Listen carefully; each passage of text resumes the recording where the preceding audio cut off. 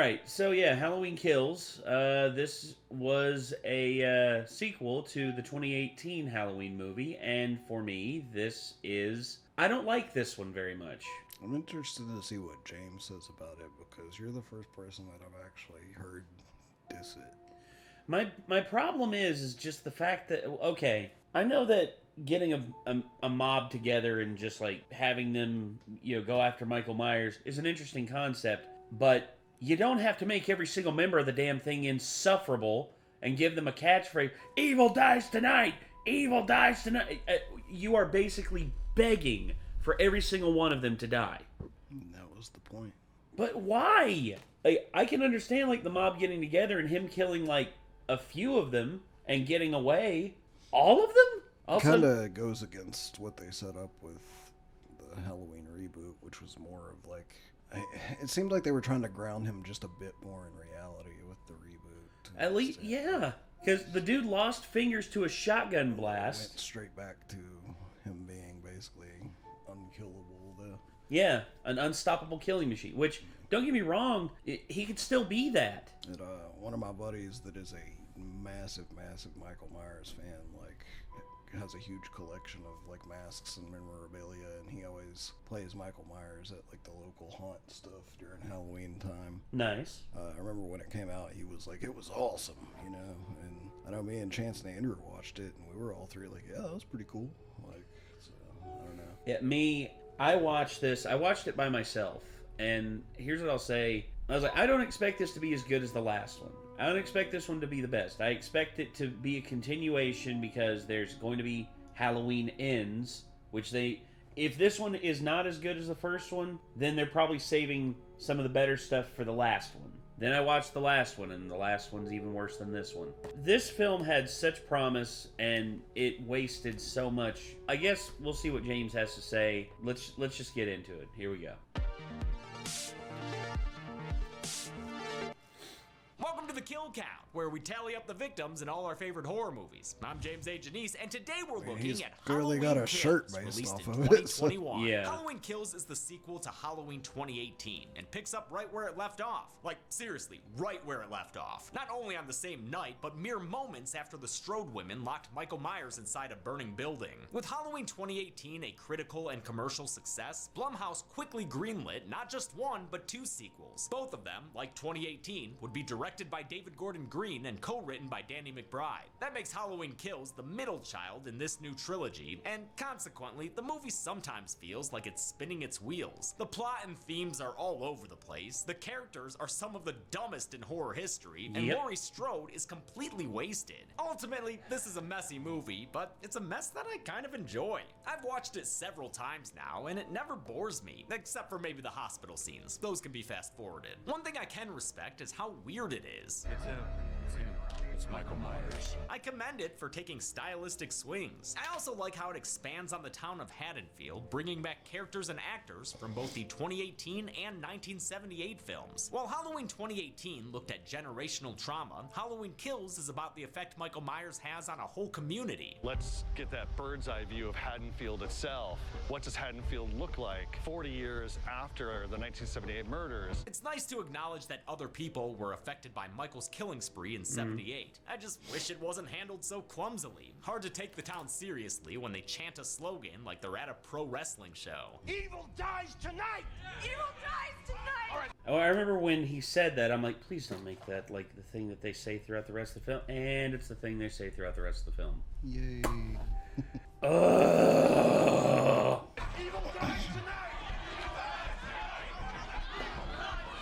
Still, it's a fresh take on the Halloween formula, and even if they're making dumb decisions, I like the supporting characters. I laughed a bunch at the comedic acting and line deliveries, and the individual killy vignettes are often well done and super gory. And I mean it on that last point. This is one violent, dark slasher. In fact, looks like I've gotten bloody just talking about this thing. Lucky for me, I have today's sponsor, Dr. Squatch, to help me out. see, that's better. Dr. Squatch makes soap bars, deodorants, and hair care to clean you I up noticed from even that the most Squatch has brutal made it off of the internet and into stores now. Yeah, that's a good thing. It's a good step forward in terms of like brand relevancy. killer encounters, assuming you survive. And if you don't, I mean, hey, at least you'll go out smelling good. Dead meat dies tonight! Dead meat dies Wait, what is that smell? It's Dr. Squatch. Wow, I gotta get me some of that. James, do you have any suggestions of scents that I should... Now you're dead. Ooh, coconut castaway. Purchase. Oh, you can see my pants. You may remember from ancient times, aka before my kill count break, that I really loved these soaps. Well, I still do, mofos! They offer tons of fantastic scents, and their exfoliating bars are luxurious on my skin. Plus, they do it all with products that are at least 98% natural in origin, which is great, because I too am 98% natural. Beep, boop. Go to the link below to try Dr. Squatch for yourself, and if you're a new customer, you can use code DSQDeadMeat to get 20% off orders over $20. This movie has kills in the title, so there better be a lot of them. Let's see.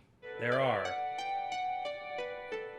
The movie begins with a quick checkup on Cameron, Allison's unfaithful Dunaway who got ditched at the dance last movie. He comes across the injured but still living Frank Hawkins. Ha ha. So he's not dead. Meaning I messed up when I put him on the kill count in Halloween 2018. Well, excuse me. Normally, when someone's stabbed in the neck and run over, it's pretty safe to count him as dead. They had their legs ran over. He had his legs ran over, and yeah.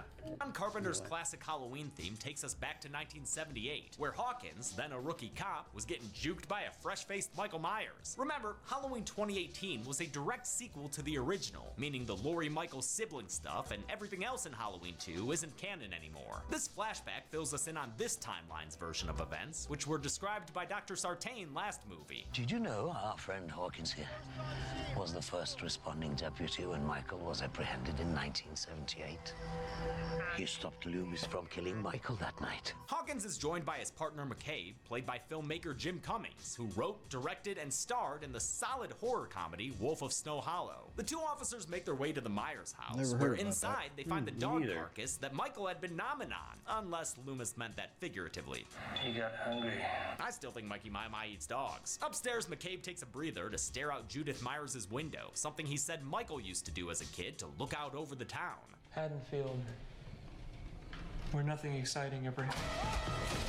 Mikening McQueen flies at McCabe and slams him repeatedly against the wall. This trilogy's Michael is mostly played by the 65-year-old James Jude Courtney, who again is a real nice guy. Nice job, dude. Thanks, man. But for the 1978 sequences, stunt coordinator Aaron Armstrong stepped in to give the role a more youthful mobility. Hawkins hears his Yeah. partner struggling and tries to assist, but he's no William Tell, so his first shot hits McCabe in the neck. Upset at getting his kill stolen, Michael storms off, leaving Hawkins to comfort McCabe as he succumbs to his injuries. Oof, good luck living with that, dude. Now, even though this is Halloween Kills, it's also Halloween Resurrection, because look at who's back from the dead, motherfuckers! Officer Hawkins, tell me, what happened in here? Did Michael kill again? I initially thought this was a product of deepfake technology, but no, this Loomis is entirely practical. The filmmakers noticed that their construction coordinator, Tom Jones Jr., strongly resembled the late Donald Pleasance. The second we walked on set, we said this guy looks like Loomis. His appearance was then augmented by returning special effects makeup maestro Christopher Nelson. My Oh, biggest that's fear dope. was that once the makeup was on, he would look less like Donald Pleasance than when he did beforehand. The end result is uncanny, especially with comedian Colin Mahan returning to dub in the character's voice, like he did in 2018's opening credits. No! Michael, stay back! It was a necessary James Earl Jonesing to Tom Jones Jr.'s David Prowse. Michael, stop! Louder. Michael, stop! As loud as you got. Michael, stop! Outside, the camera pulls away from a surrounded Michael in a callback to the opening of the original. It's a retro shot that perfectly pairs with our retro title card. A phenomenal update to the Halloween theme plays, featuring synthesized choral tones. Yeah, This film's score was done by returning composers John Carpenter, his son Cody, and his godson Daniel Davies. As their work gives life to the opening credits, 12 jack-o'-lanterns are seen, representing the 12 movies in this franchise. A flaming pumpkin lights the way to Mick's bar, where a bunch of characters are waiting for us to re-meet them. First, Vanessa and Marcus, the couple dressed as a doctor and nurse who were seen during the last movie's awesome long one-take. Their date night is interrupted by Tommy Doyle, played by Anthony Michael Hall. Tommy's the little boy Laurie babysat in the original, though this isn't the kid who played him, because that kid didn't become an actor. The character made a cameo in Halloween 4 and was the lead protagonist in Halloween 6, where he was played by a young Paul Rudd. Rudd was actually approached to reprise the role for this movie, but he had to turn it down to do another requel, Ghostbusters Afterlife. Hall is enthusiastic and does his best with the dialogue he has to say. Tommy struggles with the trauma of his encounter with Michael Myers, and he shares that trauma with his drinking buddies. Lindsay Wallace is played by Kyle Richards, who was 9 years old when she played the character in the original. 40 years ago, you carried me. I carried you. Come on. Oh no. Nurse Marion Chambers is played by Nancy Stevens, who also reprised the character in Halloween H2O and got killed in that alternate timeline. Yep. Finally, there's Lonnie Elam, who used to bully Tommy as a kid. He's the one who smashed his pumpkin and got scared away from the Myers house by Loomis. Hey, Lonnie, get your ass away from there. He also, as this movie shows, had an encounter with Michael on the night of the murders. Lonnie's played by Robert Longstreet, last seen on the kill count as a True Knot member in Dr. Sleep. Tommy gives a speech that foreshadows all the ridiculous dialogue he'll have this movie. Who's next? Maybe not tonight, maybe not tomorrow, but the boogeyman is coming for me, and he's coming for you. He leads a toast to another survivor, his babysitter Lori, who's currently bleeding out in the back of a truck. The Strode women are right where we left them, only pissed off because they see firefighters heading towards the burning Myers tomb. No, I'll let it burn!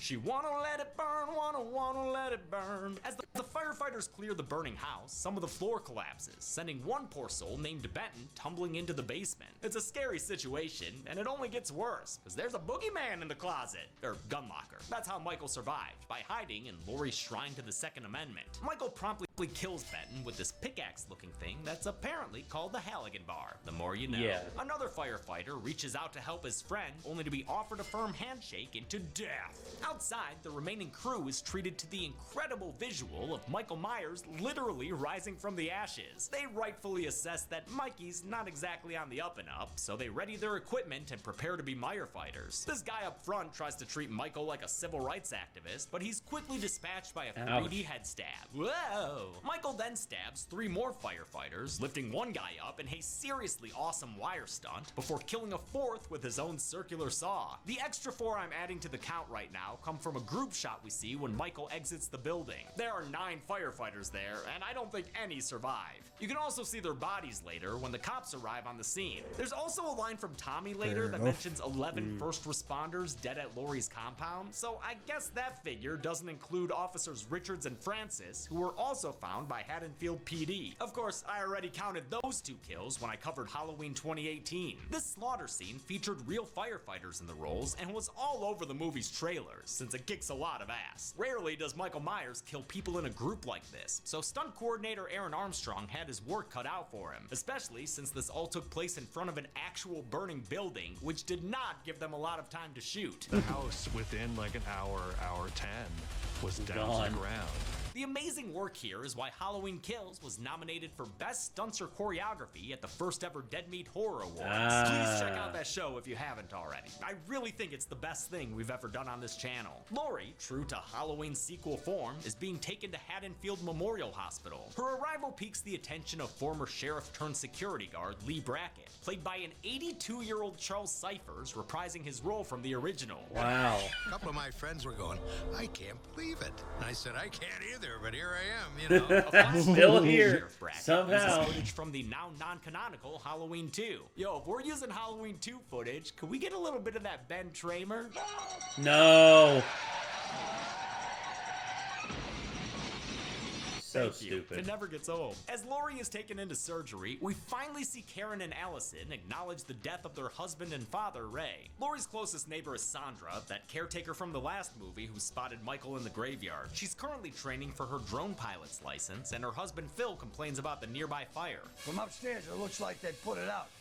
But that nutbag lives a highly flammable lifestyle. Do not talk no shit about that woman. She will fuck you up. Sandra and Phil are great examples of minor characters who immediately make you fall in love with them. It's my favorite thing about David Gordon Green's directing and casting. It makes these scenes so much more upsetting when you know they're about to get killed. Michael appears in their home and Friday I remember being sad about them. Yeah, because they were good, man. Here, once again, there's parts of this film I do like. The side characters are really good. Like, these characters, the gay couple later on, I mean, they're like, it's really good. Window, forcing Phil through some glass shards in a very painful affair. Sandra runs to unlock the kitchen door, but as Michael saunters into the kitchen, she instead grabs a knife and just stands still. Lady, get the fuck out of there! There's, right there. There's, you can run. You can try to get out. Michael casually breaks a fluorescent light and stabs Sandra in the neck with it, an effect that was surprisingly hard to do. So we had this, full prosthetic appliance with bladders underneath it and fluorescent light bulbs out of plastic that retracted that had a little gun shooting thing in it. An injured Phil is dragged away, and as Sandra bleeds out in the kitchen, we see an out-of-focus Michael using Phil to test the effectiveness of their entire Cutco collection. Damn. Oh, good. He found one he likes. Great scene, but honestly devastating. Back at the bar, where things are somehow scarier, news of Michael's killing spree begins to reach the patrons. They watch a news report about Michael's escape, but Iraq focus prevents us from seeing his mugshot. We do, however, get a clear view of a teenage Bob Odenkirk standing in for Bob the wall decoration victim from the original. Holy Odenkirk hell. gave rights to use his yearbook photo after production couldn't track down the original actor. The broadcast features a cameo from Julian, one of my favorite characters from 2018. And she was my #1 main best babysitter. Yeah, we're gonna go. Since Julian lives in the same neighborhood as Vanessa and Marcus, they leave to go check on their home, right after Marcus gets all his accessories. Shit, I forgot my stethoscope. Dude did the same thing in the last movie. I don't have my stethoscope. I need it. I'm gonna get it. I'll be right back. Vanessa sees a shape in the back of their car and runs into the bar crying for help. Tommy grabs a baseball bat and makes a charitable donation. Love lives today. Inspiring a mantra from Marion. But evil dies tonight. And so it begins. Tommy leads a mom outside to confront the backseat driver, but before he can deliver a proper breakfast clubbing, the car speeds out of the parking lot and into a nearby generator. The mob arrives to find the car empty because the driver has fled. Unbeknownst to them, it's a man named Tivoli, a Smith's Grove inmate who was a piece on Michael's chessboard. That umbrella he's holding there can be seen in the car he just crashed. Tivoli also escaped in the bus crash and could be seen on the news a minute ago. Though I will point out that the broadcast doesn't identify either man as Michael Myers. While Tommy workshops a catchphrase, Swing old Huckleberry here. Say night-night. Night-night. Allison is delivered bad news via jump cut. Michael Myers is alive. What? Karen tells That actually made that jump made me laugh. That jump cut just made me laugh. It's just like via jump cut. Michael Myers is alive. I'm sorry, but you have no new offers to be in films. Everyone thought that you were horrible in the Halloween films. What? I'm just the messenger. I'm joking. She's gotten plenty of roles afterwards. Karen tells her daughter to stay with her grandmother, but instead, Allison leaves her freeze-frame knife from the end of the last movie in Laurie's laundry. She sneaks off with a newly arrived Cameron, with whom she quickly makes amends. I like the Cameron redemption arc. He's here with his dad Lonnie, Tommy's ex-bully buddy from the bar scene. Their family ties were actually mentioned in the last movie by Ray. We're excited to meet Cameron. That whole family, though, had a reputation. Ray. Remember the one time Lonnie punched that cop in the face? Ray. This movie also addresses Lonnie and Ray's friendship and gives a different perspective about their transactional drug history. You knew my dad? Yeah, I knew Ray. He used to sell me peyote. I know Lonnie. I went to high school with him. He used to sell me peyote. Lonnie and Tommy are gearing up in the parking lot when they're joined by the rest of the 1978 crew, as well as Marcus and Vanessa, who, turns out, are dressed ironically. I'm a doctor, my husband's a nurse. That was actually good, too. Yeah. Once again, the side characters are the best part of this film. Both of you are fine. As Tommy rallies the troops and workshops more catchphrases, keep your eyes open. Eyes open. Lindsay and the 3 nurses patrol the neighborhood in her car. She gets out to approach some Season of the Witch trick-or-treaters. Not sure if they're supposed to be the same kids we saw in the last movie, but I love their performances in this one. They are perfect little shitbirds. And like, there's a creepy man in a white mask, and he keeps like trying to play hide and seek with us, and he's Michael Myers reappears to teach them some respect and to add a kill to the count. Their friend Dennis, whom he killed off screen. Yeah, get that silver sham fuck out of this continuity. With the youngsters running off to bed, Michael decides to go old school, climbing on top of the car and attacking Nurse Marion Chambers in a direct callback to their first encounter in the original. Her poor gun safety is almost as dangerous as Michael himself, so Vanessa dips out of that situation, taking the other handgun with her. Michael, a friggin' Desert Eagle, .50. drops down from the roof, and Marion's erratic shooting ruins her big moment. Hey, Michael! This is for Dr. Loomis. With the ammo spent, Michael makes like it's H2O and kills Nurse Marion Chambers, stabbing her to death in the passenger seat. Marcus tries to strangle the shape with his stethoscope, but he gets a gnarly knife stab in the eye. To accomplish this effect, the filmmakers used a classic gag. The actors simply played the stab out backwards, and the footage was played in reverse. An appliance with a half blade attached was used, with the rest of the blade added digitally. Vanessa starts firing her gun at Michael, which, like, where were you 2 kill graphics ago? But when she gets a little too close, this happens. Once again, just mind-blowing. Truly mind-blowing. Yeah, Michael, that's a signature head tilter for show. I know some people laughed at this kill, but I actually felt really bad for Vanessa. Actress Carmela McNeil didn't seem to mind, though. Everyone's apologizing every die. Like, I'm so sorry you guys died. Like, man, I'd rather die by Michael Myers than anybody else. Lindsay comes in with a... Well, no, you died by yourself. Yeah. It wasn't... Michael Myers may have had the assist, but you pulled the trigger. Bag of bricks instead of candy, but quickly finds herself outmatched. Yeah. She runs away, and Michael marches slowly and steadily after her. Thankfully, he has the same weaknesses as a Black Rider, and Lindsay is able to avoid him by hiding and waiting for Strider. At the hospital, Officer Hawkins is wheeled into Laurie's room, giving us a combo that elucidates their romantic history, which was hinted towards in the last movie. They mentioned that they once kissed, but nothing more, since Laurie had eyes for someone else. Ben Tramer. And even though Ben Tramer... God dang it. He's gonna play the clip again. Is best known as a burning corpse in Halloween 2. This line is still a reference to the original film, where he was mentioned as a guy Laurie was into. I'd rather go with Ben Tramer. Ben Tramer? I knew it! Allison is with Cameron and Lonnie when they run into Tommy, who's discovered Lindsay's blood-stained car. The adults find the bodies of their nurse friends, allowing Robert Longstreet to show off his acting chops. He did this. Oh, God, Marion. Tommy, what the fuck? That's the kind of work that makes him a Mike Flanagan regular. Allison discovers an injured but still breathing Lindsay, so Tommy takes her to the hospital, where she's wheeled away to storage until they can take her out again for the next film. With the police department overwhelmed by the scope of Michael's killing spree, Tommy encourages the crowd to take matters into their own hands. This ends when Michael is dead!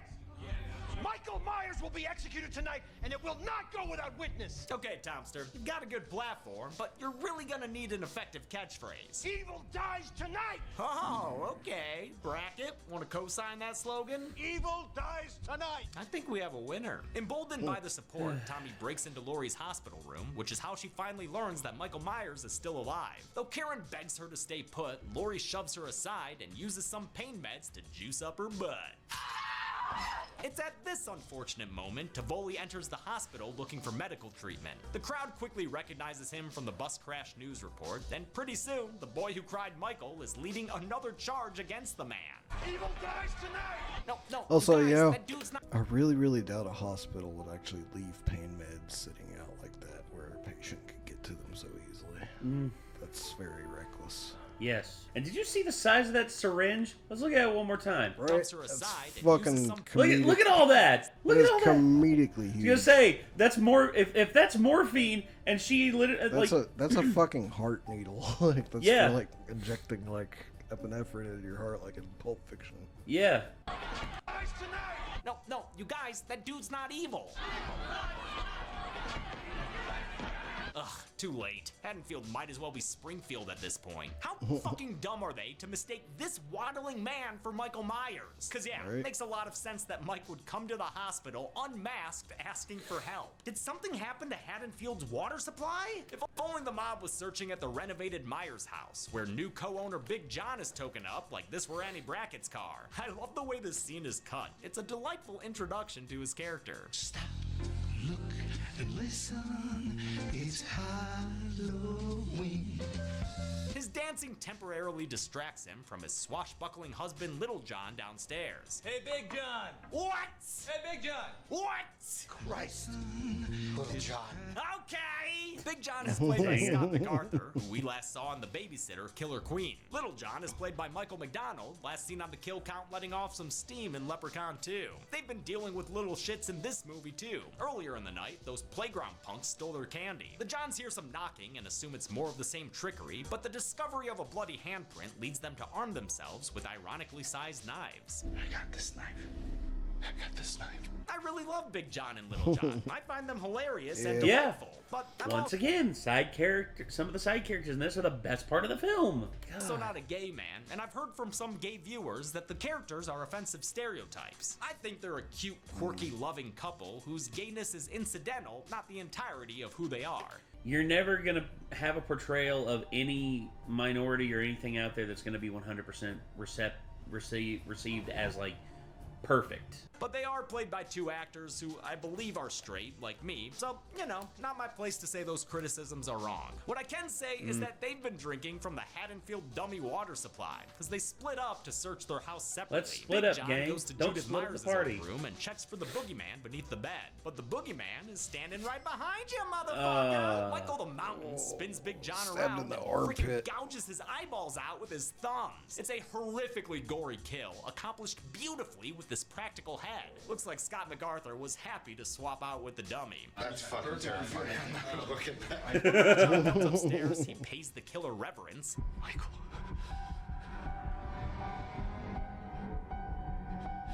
And he just stands And then there. apparently just fucking Just stands stands there as there like Michael a dumb approaches shit. and kills him off screen. Pretty dumb. Laurie and Karen realize the mob's going after an innocent man, but it's too late. People are already knocking over equipment and doing stunt falls down the stairs. Even the Ow. doctors are getting involved. Whatever happened to do no harm, brah? The knee splits Laurie's stitches open, sending her back to her bed for the rest of the movie. Why do we have that butt jabbing scene then? Man, Laurie in the hospital is my least favorite flavor of Halloween movie. It sucks. Karen manages to track down Tivoli and offer him some comfort, then tries to protect him by putting him in a hallway and locking the doors at both ends. Instead of staying inside there with him though, and explaining to the mob what's going on, she steps outside and gets overcome by the horde while meekly trying to get her point across. A frightened Tivoli sees the crowd breaking in, so he makes his way through a window and leaps from the building, splattering next to the spectators below. It's a non-Michael death that's also one of the most graphic in the movie. All the king's horses and all the king's men couldn't do shit for this guy. You know, this is a sad Yeah, you know shit. death, but I'm mad that it could have been more emotional if it made more sense. How do we know it's not him? Fucking look at him, dude! Back in Laurie's hospital room, Hawkins blames himself for the night's events. That's because in 1978, he felt so guilty after accidentally killing his partner, he stopped Dr. Loomis from executing Michael in the street. Afterwards, Hawkins' boss covered up his friendly fire with a thematic reprimand.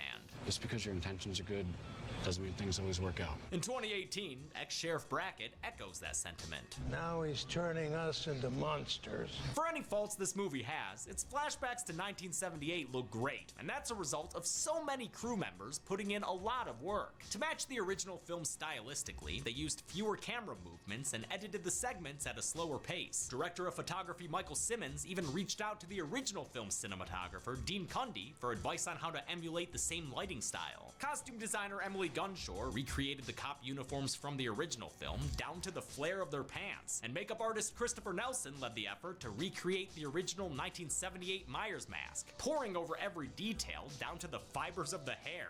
There's a little air bubble in the corner of the mouth. There's the way the eyes are shaded on the inside, but not the outside. There's Damn, the way there's... Yeah? So even though this movie's messy, man, you gotta give it some credit. No. Stuff. No, here's the thing. There are parts of this, like I said, there's parts of this film that I like, and the attention to detail for, like, the flashback, like, once again, the flashback scenes are executed brilliantly.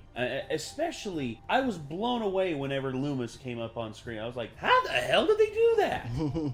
Whenever you do the practical effects, holy crap, it made all the difference. And then, of course, the side characters. The side characters are just, wow. I love it, man. There's dirt on the nose. Even There's some people there's parts of, like I said, there's parts of this I really like, but oh my god, the characters that we're following throughout the main meat of the film are so fucking stupid. Piece of hair swirl sticking up there. Could you mat that down? I'm like, oh no.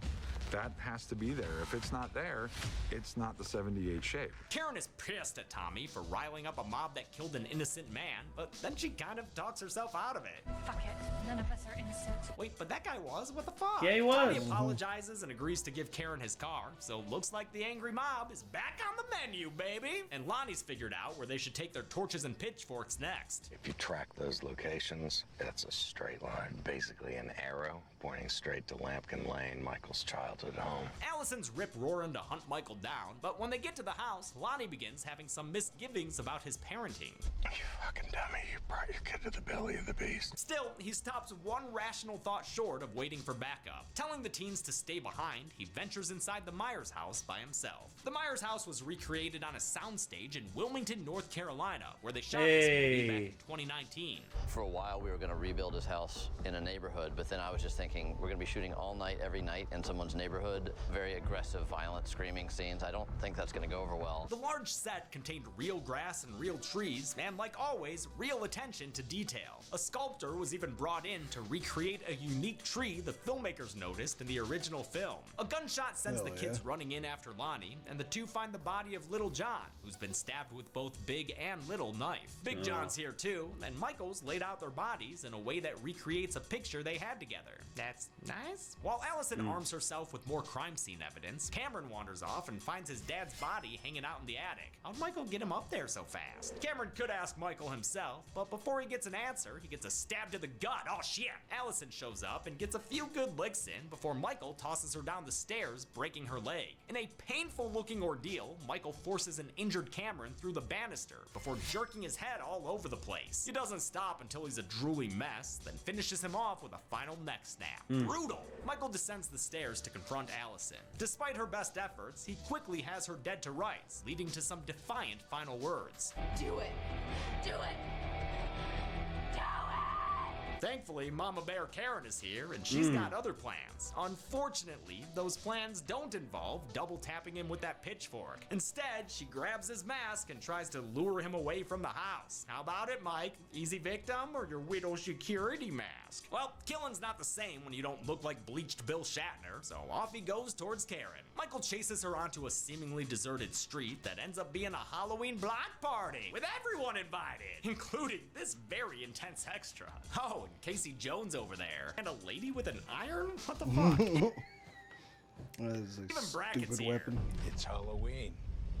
Everyone's entitled to one good scare. Nice that Cypher's got to repeat his iconic line from 40 plus years ago.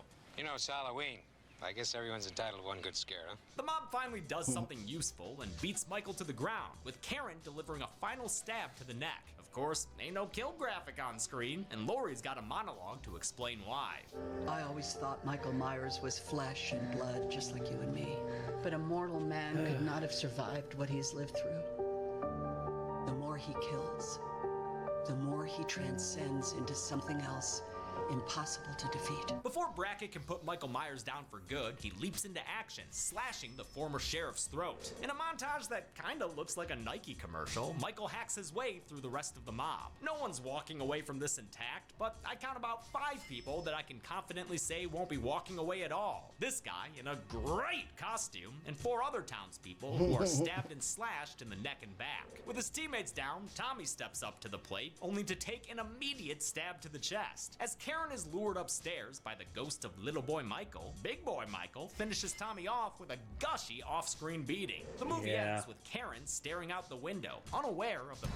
Yep, this caught me off guard. Michael stabs Karen to death in the same bedroom in which he performed his first kill. Her daughter and the cops just downstairs. It's a kill so unexpected, the whole movie goes a little psycho.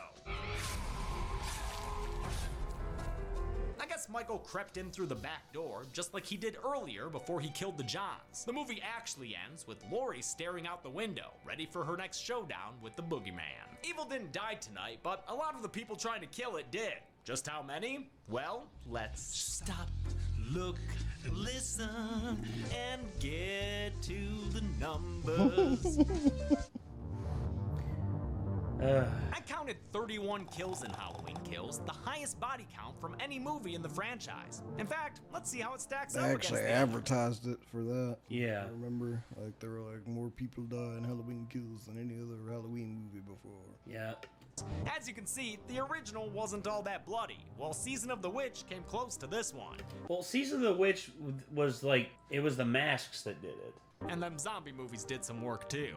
The victims of this film were 18 17 crossed male. Yeah, and 17 instead. 5 females and 9 unknown firefighters, giving us this Michael Myers chart. And with a runtime of 105 minutes, that left us with a kill on average every 3.39 minutes. I'll give the golden chainsaw for coolest kill to Big John. It's a nasty kill. The eyeballs popping out of his sockets is some seriously gnarly stuff. But Dom Machete for lamest kill will go to his partner Little John. Real fucking dumb how he just stands there and lets Michael Myers kill him. And off screen, come on, have a little dignity, Stewart. And that's it. Halloween Kills came out in 2021 and is dignity, Mom.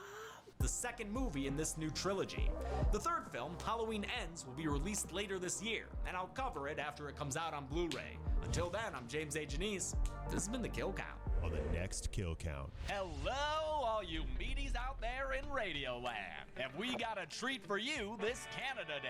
Oh, yeah, I have the story you want to tell. Straight from the frigid up north, it's Pontypool, a zombie movie with hardly any zombies in it. What? Pontypool takes place in a radio station and plays out like a radio show. Keep it hot, Grant. Girl, you gotta hit me. It's a whole lot of telling and not all that much showing. But you know what?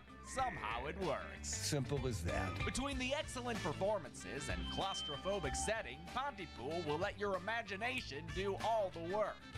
This will grow vicious. You'll hear a world falling into chaos as people lose their ability to speak. And by God, you'll be scared of it. I'm scared!